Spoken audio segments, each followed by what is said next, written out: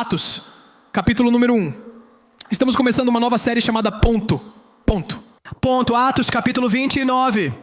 Há apenas 28 capítulos no livro de Atos, mas estamos chamando isso de Atos, capítulo 29, porque você e eu devemos continuar O trabalho da igreja primitiva devemos ser as mãos e os pés contínuos de Jesus para um mundo perdido e moribundo. Devemos ser a voz milagrosa de Jesus. Devemos ser conforto para aqueles que estão sofrendo. Devemos ser cura para aqueles que precisam de cura. Devemos continuar as obras de Jesus. Ele disse: as obras que eu faço vocês também farão, e farão obras maiores do que estas, porque eu vou para o meu Pai. E isso significa que somos o próximo livro de Atos. E assim, estamos começando esta série onde vamos estudar o livro de Atos. E hoje eu quero começar em Atos, capítulo número 1. Começando no versículo 1. Diz o relato anterior que fiz, ó Teófilo, de tudo o que Jesus começou a fazer e a ensinar até o dia em que foi levado, depois que ele, através do Espírito Santo, deu mandamentos aos apóstolos que havia escolhido. Ele também se apresentou a eles vivo após seu sofrimento, com muitas provas infalíveis, sendo visto por eles durante 40 dias e falando sobre coisas relacionadas ao reino de Deus.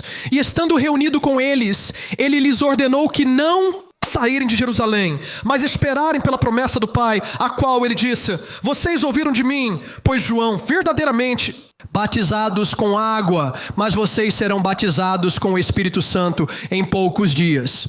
Portanto, quando eles se reuniram, perguntaram a ele dizendo: Senhor, é neste tempo que vais restaurar o reino a Israel?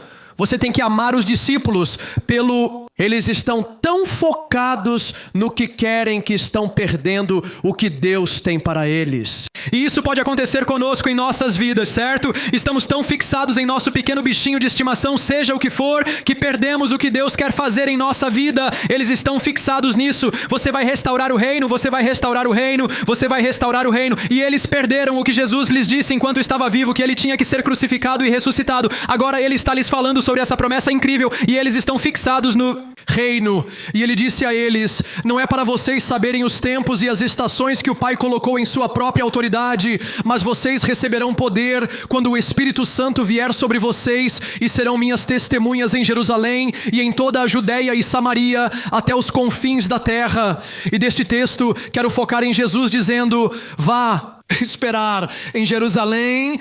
E eu quero falar com você sobre esperar em Deus. E o título da minha mensagem é: Ele vale a pena a espera. Quantos de vocês sabem que algumas coisas na vida valem a espera, certo? Algumas coisas você só precisa esperar para obter todo o efeito. E algumas coisas, se você as pegar muito cedo, elas não têm o efeito pretendido. Mas quero te dizer que Deus, o Espírito Santo, vale a pena a espera. Vamos orar. Pai, em nome poderoso de Jesus, obrigado por falar a cada coração. Nós te damos todo o louvor. E todos disseram amém. Podem se sentar. Ao chegarmos ao livro de Atos, uma das coisas que você pode ou não saber é que foi escrito por Lucas, o mesmo Lucas que escreveu o evangelho que leva seu nome. E Atos é realmente uma continuação, por assim dizer, de onde Lucas parou. E na verdade, se você voltar ao final de Lucas e meio que ler capítulo 24 de Lucas, você pode quase entrar direto em Atos, capítulo 1, e sentir como se fosse um fluxo contínuo.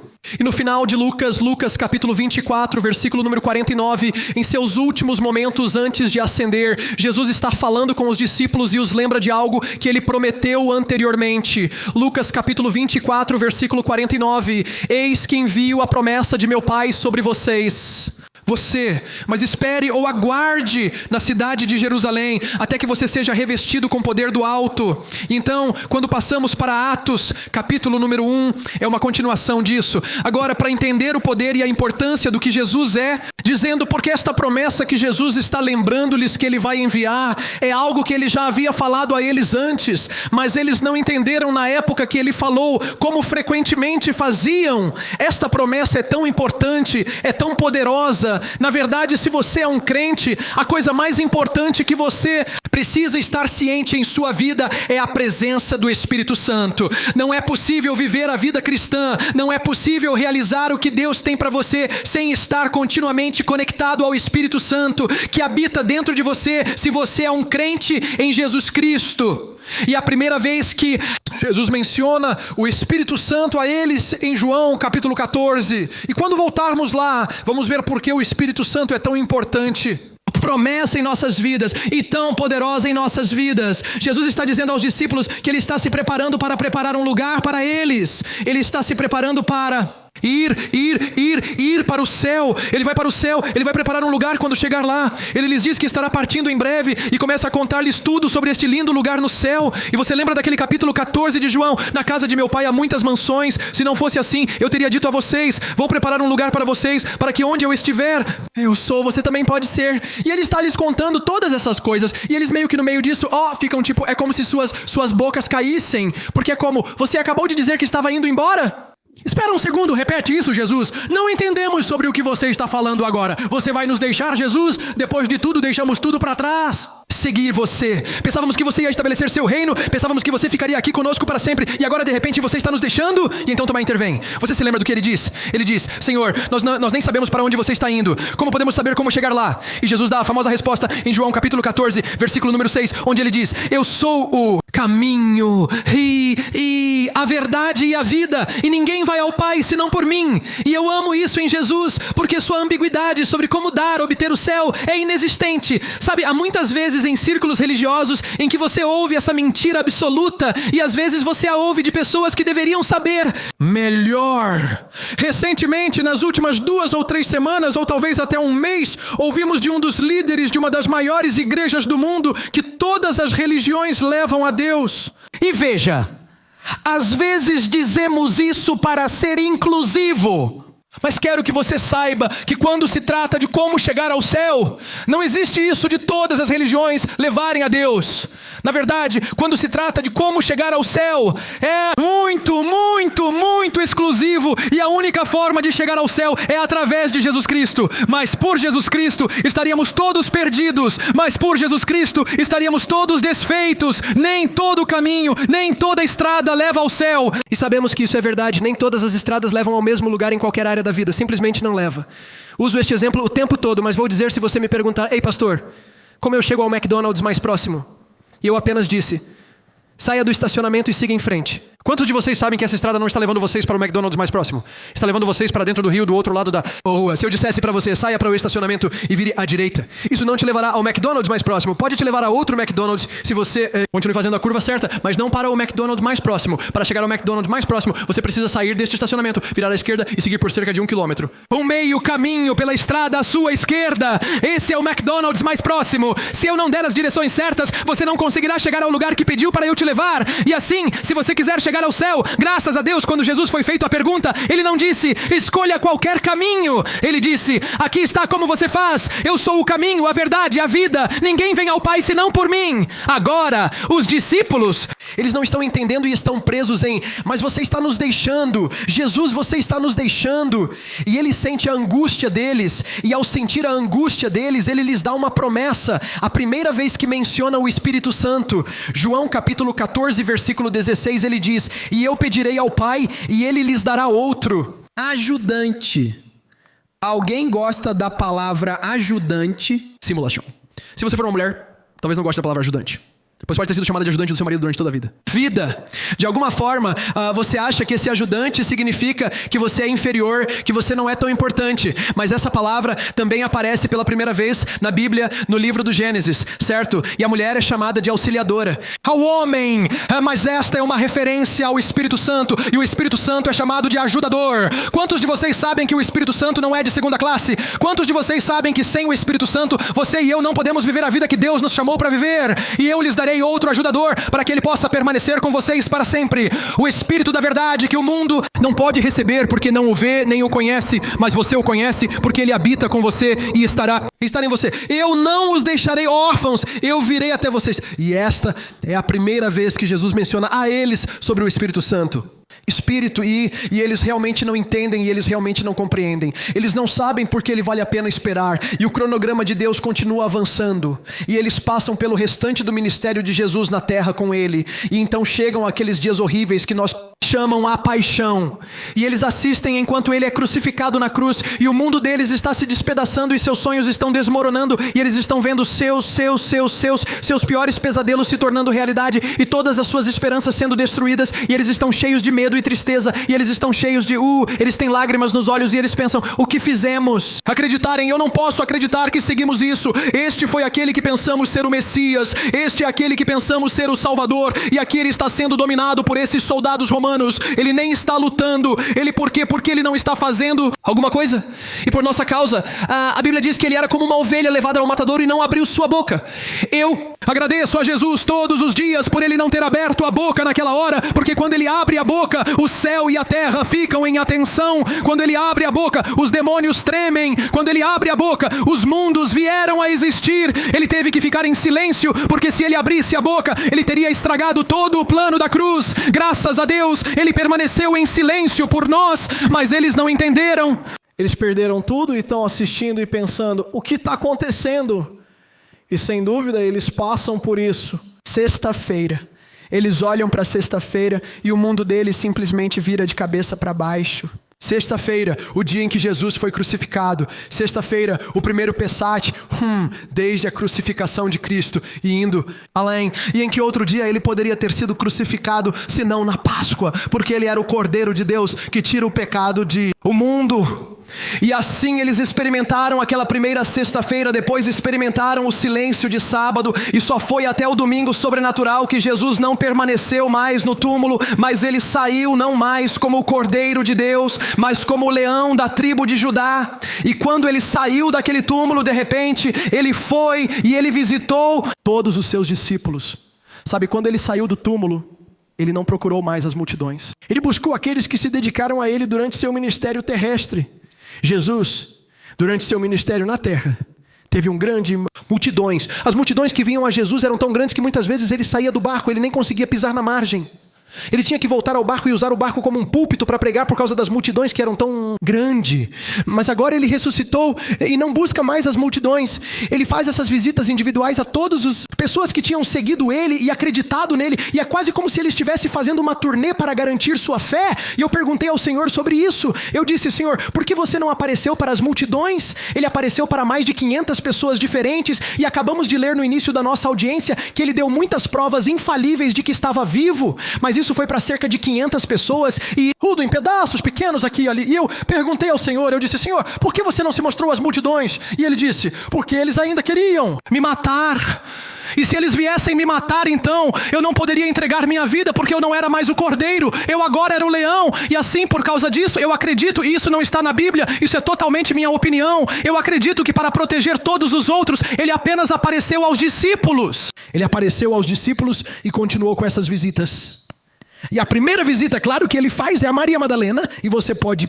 Lembre-se disso, ela está no túmulo e está dominada pela tristeza e pelas lágrimas, e ele aparece para ela e ela o confunde com um jardineiro. Ela está tão envolta em suas lágrimas que não consegue ver o que está bem na frente do seu rosto, e então ele a chama pelo nome, e ao chamá-la pelo nome, seus olhos são abertos, e de repente suas lágrimas são secas por causa de uma visita do Salvador ressuscitado. A próxima visita que sabemos que ele faz é a 2 discípulos desanimados a caminho de Emaús. Eles estão fugindo com medo. Eles estão indo na direção oposta ao que Jesus disse aos discípulos para irem. Ele disse: esperem em Jerusalém. Mas eles não estão em Jerusalém, estão indo na direção oposta. Quantos de vocês estão felizes que Deus nos rastreia quando estamos indo na direção oposta? E ele anda com eles, e ele conversa com eles, e eles não sabem que é ele, e ele prega sobre si mesmo. Todo profeta do Antigo Testamento, ele está pregando a si mesmo em cada página da Bíblia, e eles ainda não sabem que é ele, e eles finalmente percebem que é ele na partilha do pão. Ele se senta à mesa com eles e apresenta o pão partido, e eles veem as cicatrizes em suas mãos, e de repente seus olhos se abrem, e o medo deles agora se transforma em fé, porque eles tinham visita do Messias. Uma das próximas visitas que ele faz é aos seus discípulos. Ele entra em uma sala que está trancada, a porta não estava aberta, a janela não estava aberta, e ele continua andando na sala, e lá ele está diante deles e se mostra vivo, mas Tomé não estava presente. eles. E eles contaram a Thomas sobre isso. E Thomas disse: a menos que eu veja as cicatrizes em suas mãos e a cicatriz em seu lado, eu não vai acreditar. E então Jesus faz outra visita. Ele para onde Tomás estava e olha para Tomás e diz: Tomás, estenda os teus dedos e toque os buracos nas minhas mãos, e estenda a tua mão e toque a cicatriz no meu lado, e não seja incrédulo, mas acredite. E de repente, uma visita de Cristo ressuscitado dá um golpe mortal na dúvida na vida de Tomás. E ele visita, e ele visita, e ele visita, e ele visita. Uma visita aqui, uma visita ali. E a última visita que quero mencionar é quando ele visitou Pedro. Novamente. Ele já tinha visitado Peter algumas vezes antes, mas Peter tinha perdido o seu propósito. Pedro pensou: já que eu o neguei, mesmo ele estando vivo agora, e eu estando feliz com isso, não posso mais servi-lo, porque eu o neguei quando? Ele precisava de mim mais. Mas Jesus visita Pedro nas margens da Galileia, e lá ele dá a ele um propósito novamente. Ele visita, e eu não sei com quem estou falando. Para já, mas quero lembrar que uma visita do Salvador ressuscitado em sua vida pode secar todas as suas lágrimas. Elas podem devolver seu propósito na vida novamente. Elas podem lidar com a dúvida até a morte. Sopro na sua vida. Ele ainda aparece nos túmulos de todos os Lázaros. Quando Deus visita a sua vida, as bocas dos leões ainda se fecham. Quando Deus visita a sua vida, os mares vermelhos ainda se abrem. Quando Deus visita a sua vida, ainda há um quarto homem que caminhará com você no fogo que você precisa. Uma visita de Deus. Mas agora, o horário de visita terminou. E Jesus diz: eu não quero mais te visitar. Ele diz: agora eu tenho algo melhor para você. Ele disse: eu não quero uma visita, eu quero morar por dentro de você, e eu pedirei ao Pai, e Ele lhe dará outro ajudante para que Ele possa permanecer com você para sempre. O Espírito da verdade, que o mundo não pode receber porque nem o vê, nem o conhece, mas você o conhece porque Ele habita com você e estará em você. Eu não vou deixar você órfão, eu virei até você. E esta palavra habitando literalmente descreve como alguém se muda para uma casa. Veja, a promessa do Espírito Santo não é apenas que Deus nos visitará aqui e lá. E estou animado com esta promessa, porque se uma visitação de Deus pode fazer tudo o que dissemos antes, o que uma presença divina pode fazer em sua vida. Quando Deus habita em sua vida e em seu coração, quando Deus faz residência permanente no seu coração, por isso os crentes devem ser os mais abençoados, os mais cheios de alegria, os mais cheios de paz, os mais curados, porque você não tem uma visita de Deus, você tem o Espírito Santo vivendo dentro de você. E quando o Espírito Santo vem, ele não apenas coabita com você. Quando ele vem, ele se estabelece permanentemente. Ele não é como um hóspede ou um companheiro de quarto. Com um convidado em casa e um companheiro de quarto, sabe? Eles colocam suas coisas por aí e você meio que tolera as coisas deles por 1 minuto. Ou com um colega de quarto, você sabe, eles dizem: bem, eu gosto desse tipo de coisa. E você diz: bem, eu gosto daquele tipo de coisa. E vocês meio que se encontram em algum lugar no meio, e o colega de quarto consegue colocar algumas das coisas que eles gostam, e você consegue colocar algumas das coisas que você gosta. Posso te dizer que quando o Espírito Santo entra e toma residência na sua casa ou na sua vida, ele não permite que você mantenha as coisas que ele não gosta. Na verdade, quando o Espírito Santo entra, tudo o que não é dele tem que sair da sua vida, e tudo o que é dele tem que ser incorporado na sua vida. O Espírito Santo não apenas habita em você, mas também renova toda a sua vida. O Espírito Santo, o Espírito é a promessa mais preciosa que Jesus poderia ter nos dado. E Jesus diz aos discípulos para irem esperar por ele. Esperem, fiquem em Jerusalém. Agora, se você realmente entende de teologia, provavelmente você sabe que o Espírito Santo foi dado aos discípulos em João capítulo 20, versículo 25, quando ele soprou sobre eles. E a maioria dos teólogos dirá que é quando eles acreditam que os discípulos nasceram novamente. Mas então aqui eles recebem um subsequente ato de graça no capítulo número de Atos 2, no dia de Pentecostes, quando o Espírito Santo é derramado, e na primeira instância a maioria dos teólogos dirá que é um tipo de habitação do Espírito Santo. E no segundo caso, isso é o enchimento do Espírito Santo. E para nossos propósitos, precisamos entender que há 2 atos de graça que ocorrem quando entregamos nossa vida a Jesus Cristo. O primeiro é quando nascemos de novo, e quando você nasce de novo, o Espírito Santo vem e vive dentro de você, e você recebe tanto do Espírito Santo quanto vai receber naquele momento, e você é um filho de Deus. Mas há um ato de graça subsequente pelo qual você deve nascer de novo para receber. E esse é o enchimento do Espírito Santo. E é aí que você recebe poder para ser testemunhas. É isso que está descrito no capítulo 2 de Atos e em outros 4 lugares no livro de Atos. Mas para nossos propósitos agora, quero que você veja e quero que nos concentremos nas palavras de Jesus. Permaneçam em Jerusalém. E quero falar com vocês sobre o tema de esperar em Deus, porque Ele vale a pena. Espera, Ele vale a espera. E quando você está esperando em Deus, a primeira coisa que deve vir à sua mente, se você frequenta a igreja há algum tempo, é Isaías, capítulo 40, versículo 31. E aqui está o que diz: mas aqueles que esperam o Senhor renovará suas forças, eles subirão com asas como águias, eles correrão e não se cansarão, eles andarão e não desmaiarão. Em outras palavras, a frase subir com asas como águias pode ser traduzida como voar como a águia. Então o tempo de espera não é tempo de inatividade.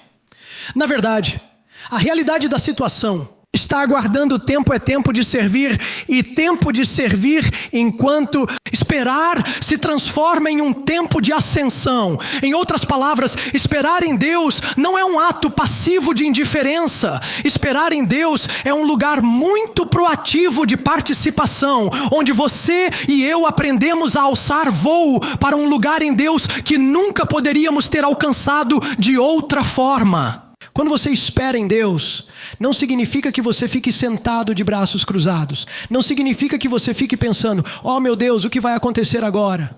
Quando você espera em Deus, isso faz você voar alto. Você sabe algo sobre águias que eu amo? Águias, quando há tempestades em suas vidas, e muitas vezes é quando entramos em períodos de espera, não é? Quando há tempestades na vida, a maioria de nós, ao enfrentar tempestades, ficamos inativos.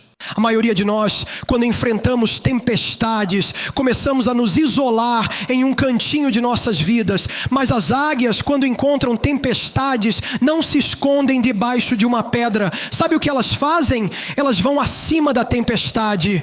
E quando eles vão acima da tempestade, a tempestade não tem mais efeito em suas vidas. E assim, esperar em Deus não é para te prender, mas para te ajudar a voar para um novo lugar em sua vida, apesar das tempestades que vêm em sua vida. Agora, aqui está o que eu realmente amo sobre as águias. E acabei de aprender isso recentemente. Você sabia que as águias concebem no ar? Você fala sobre um truque. Isso é um truque aí. Águias concebem no ar. Na verdade, olho por olho, eles fazem esse mergulho de nariz lá no alto e eles simplesmente fazem esse mergulho. Quero dizer, simplesmente caindo em queda livre, e de alguma forma, durante esse período de tempo, quando eles estão mergulhando no ar, eles concebem. E eu perguntei ao Senhor sobre isso. Eu disse: Senhor, o que você quer dizer quando fala monte? Levantando-se com asas como águias enquanto esperamos por você. E aqui está o que Deus me disse: durante sua temporada de espera, você concebe para que possa dar a luz ao que Deus tem em sua vida. Suas temporadas de espera são onde Deus deposita em você coisas que seriam... Não foi possível entrar no seu interior de outra forma. Uma temporada de espera é um momento em que você fica grávida das coisas de Deus, para que possa dar à luz tudo o que Deus tem para você na sua vida. Mas é o seguinte: você precisa esperar direito. Há uma maneira errada de esperar e há uma maneira certa de esperar. E se você esperar errado, você irá abortar o que Deus colocou dentro de você. Quando você espera da maneira certa, você dará à luz o que Deus colocou dentro de você. E então eu quero te dar 4 maneiras de esperar em Deus. Número 1, você precisa esperar com as pessoas certas. Você precisa esperar com as pessoas certas. Quero que você perceba que os discípulos, os crentes, estavam todos esperando juntos. Quando avançamos para o cenáculo onde estavam esperando, somos informados de que havia 120 deles, e alguns deles são nomeados. Atos capítulo 1, versículo número 13 diz: e quando entraram, subiram para o cenáculo. Haviam ficado Pedro, Tiago, João, André, Felipe, Tomé, Bartolomeu, Mateus, Tiago, filho de Alfeu, e Simão, o Zelote, e Judas, filho de Tiago. Em outras palavras, as pessoas com quem esperavam eram as mesmas. Página. As pessoas com quem estavam esperando tinham a mesma opinião. Na verdade, quando você avança para o próximo capítulo, Atos capítulo número 2, diz que todos eles estavam no dia de Pentecostes de um só coração e uma só concordância. Eles estavam pensando o mesmo e acreditando no mesmo. Na sala de espera, estavam aguardando com a atitude certa pessoas. As salas de espera podem ser lugares desagradáveis. As salas de espera são geralmente conhecidas como salas de preocupação. Já esteve em uma sala de espera? Esperando ser chamado pelo médico, esperando o entrevistador te chamar, esperando os resultados, esperando a pessoa amada sair da cirurgia, esperando ser chamado para o escritório do chefe. Salas de espera são muitas vezes lugares de preocupação. E às vezes tem aquela pessoa na sala de espera. Você sabe, a maioria das pessoas, quando estão em salas de espera, estão lendo revistas, olhando para o teto, olhando para baixo. Elas não estão conversando. E o motivo pelo qual elas não estão conversando é por causa do que está passando em suas mentes quando estão na sala de espera. Mas você sempre pode encontrar uma pessoa que quer... O que você está esperando? Só estou esperando meu ente querido sair da cirurgia. Bem, o que eles têm? Isso aconteceu com um membro da minha família. Eles tiveram isso uma vez. E eu espero que as coisas sejam diferentes para a sua pessoa amada do que para a minha pessoa amada. Veja, às vezes o inimigo entra nas salas de espera da nossa vida, e haverá vozes que entrarão na sala da sua vida.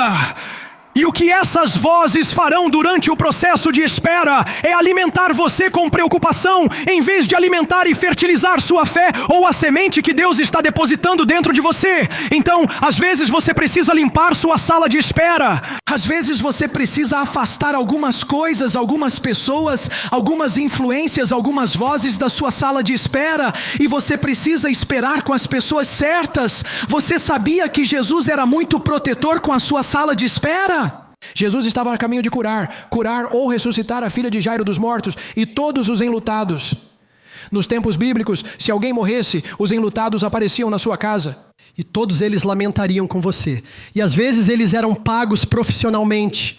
Enlutados, nem mesmo genuínos, mas profissionais pagos, e eles aparecem lá. E então quando Jesus chega lá para fazer isso, milagre que ele falou, que ele teve concepção dentro dele, ela não está morta, ela dorme. Quando eu chegar lá, ela vai sair do túmulo. Ele concebeu um milagre dentro dele, ele colocou isso no coração de Jairo. Ele disse a Jairo: não tenha medo, apenas acredite. Mas ele sabe que quando chegar à sala de espera, o período de tempo entre a chegada e a resposta, que haverá lamentadores lá. E sabe o que Jesus faz quando chega lá? Ele diz: tudo bem, todos vocês têm que sair, fora, vamos lá, saiam. Quantos de vocês sabem que às vezes a coisa mais espiritual que você pode fazer é limpar sua sala de espera? Às vezes a coisa mais espiritual que você pode fazer é tirar essas vozes da sua vida que estão poluindo sua fé. Ele joga todos eles fora.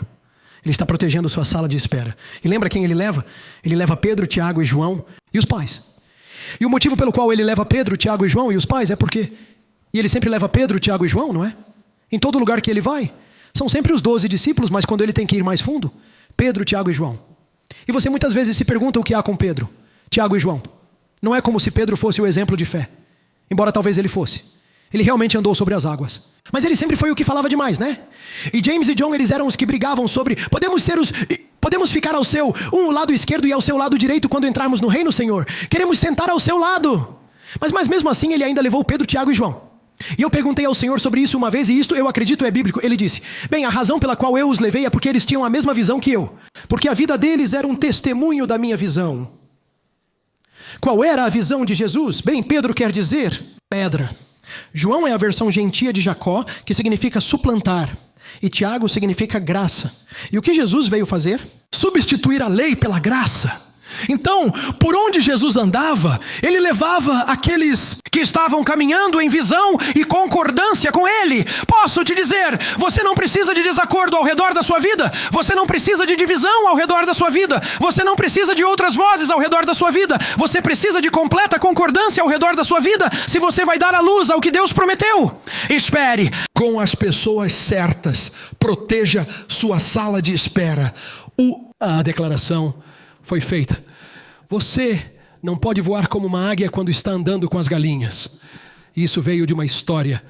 A história, não sei se é verdade ou não, mas dizem que havia um fazendeiro que encontrou uma águia órfã, uma águia filhote quando era muito jovem.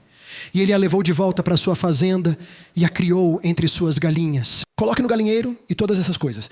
E em pouco tempo, ele observava a águia. E a águia começaria a agir como uma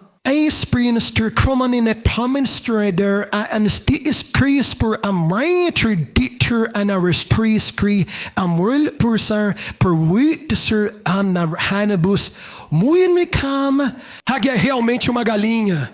Veja, o naturalista tinha bom senso. Ele percebeu que se Deus te fez uma águia, então você é uma águia e não uma galinha. Não importa o quanto você se chame de galinha, você ainda não é uma galinha. Se você foi feito uma águia, você é uma águia. E se você foi feito uma galinha, então você é uma galinha. Você não pode simplesmente escolher o que quer ser. Então o naturalista veio. E o naturalista disse, acredito que seja uma águia. Ele disse, não, não é.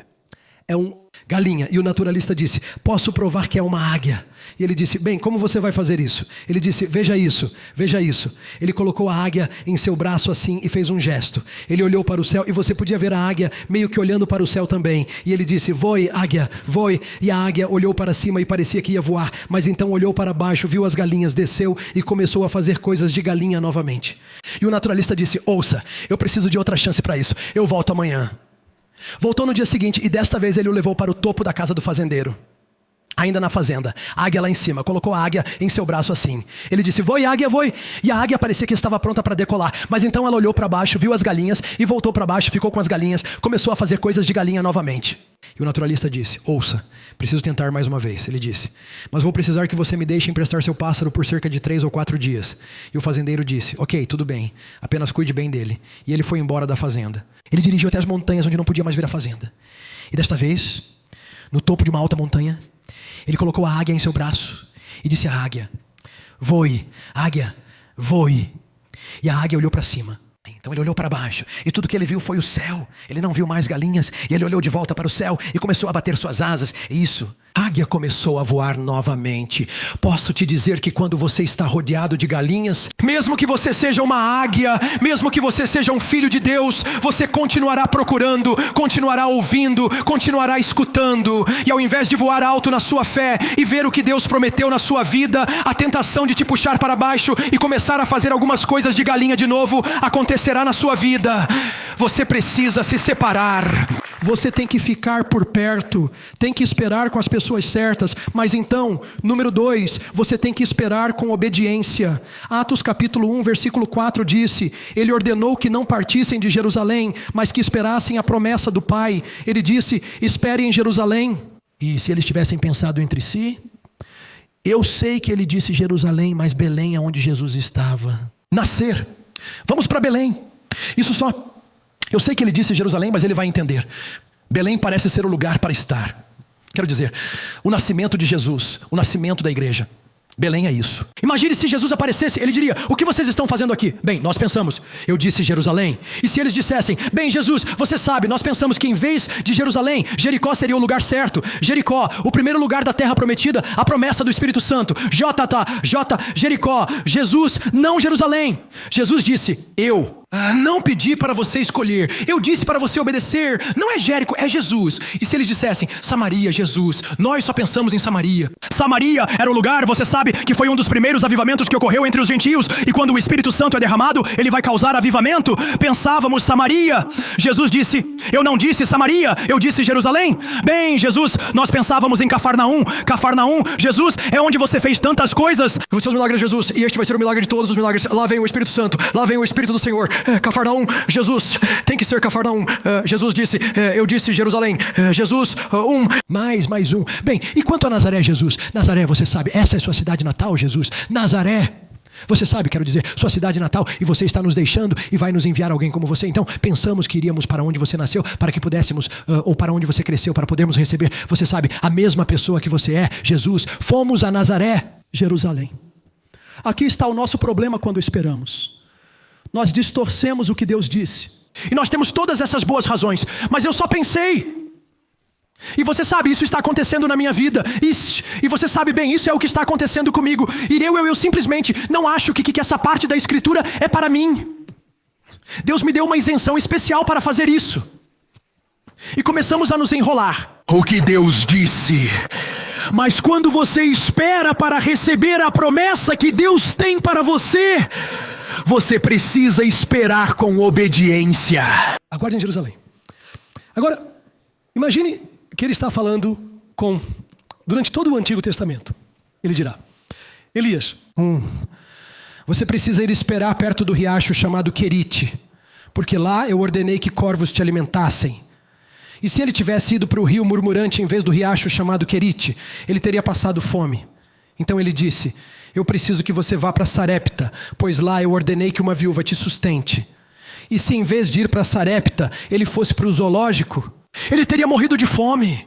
E então ele falou com Abraão e disse, quero que você leve seu único filho Isaque, quero que o ofereça no topo do monte Moriá como uma oferta queimada para mim. E se Abraão dissesse, bem, é uma longa caminhada, é muito trabalho, tem uma montanha bem aqui, Senhor, e tem madeira logo ali. E então, em vez de ir até lá onde você disse, Senhor, dá na mesma, eu vou só vir aqui, Senhor, e vou oferecer meu sacrifício aqui. Sabe o que teria acontecido?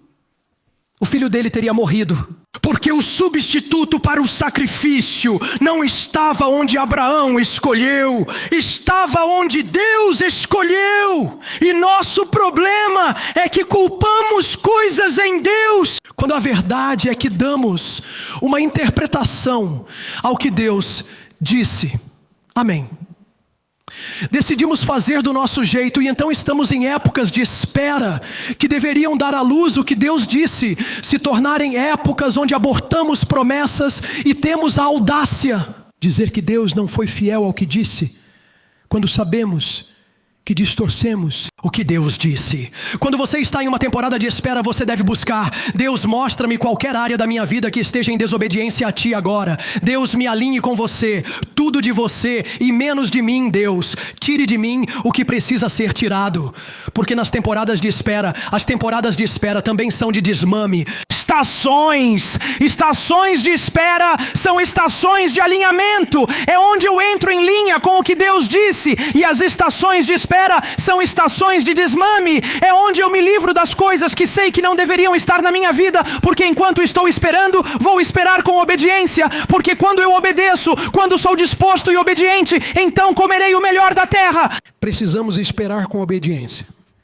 E uma das áreas onde ficamos desalinhados durante nossas temporadas de espera é com nossa boca. Oh, meu Deus, nós falamos demais. Há um pequeno Peter em cada um de nós. Amém. Acho que é por isso que ele é um dos discípulos mais populares, o mais falado e conhecido. Porque ele falava demais o tempo todo. E talvez em Pedro, Deus esteja dizendo algo para você e para mim, que quando você está na sua temporada de espera, não saia falando boca calada. E tantas vezes isso é o que fazemos em nossa temporada de espera. Enquanto isso, a Bíblia diz em Hebreus 10:23, apeguemo-nos firmemente à confissão da nossa fé, pois fiel é aquele que prometeu. E a palavra confissão é a palavra grega homologian. Homo significa mesmo, logian significa palavras. E quando você as junta, significa dizer a mesma coisa que Deus. Agora eles estão esperando pela manifestação do Espírito Santo, para que possam ser preenchidos ou batizados no Espírito Santo. E a evidência inicial de serem preenchidos ou batizados no Espírito Santo é que recebem um milagre na boca. E o milagre da boca que eles recebem é que todos falam em outras línguas conforme o Espírito de Deus lhes dá a capacidade. Então, Eles estão esperando o preenchimento que será evidenciado por um milagre na boca. E você poderia imaginar se a boca deles estivesse fora de controle enquanto esperavam por esse milagre que seria evidenciado pela boca? Veja, é isso que está acontecendo com tantas pessoas. Sim. Estamos esperando por um milagre, sim. E estamos estragando um milagre com nossa boca. Imagine se eles estivessem dizendo por que esperaram um pouco, pessoal. Eles não esperaram 5 dias. Eles não esperaram nem 5 semanas. Esperaram um pouco mais que isso. Eles esperaram 50 dias. 50 dias. Eu sou pastor há tempo suficiente para saber que 5 horas fazem a maioria das pessoas desistir. Vim à igreja, fui ao altar, chorei, fui tocado por Deus, fui derrubado pelo Espírito. Como é que não mudou? Acho que não aconteceu, mesmo para mim, naquele momento.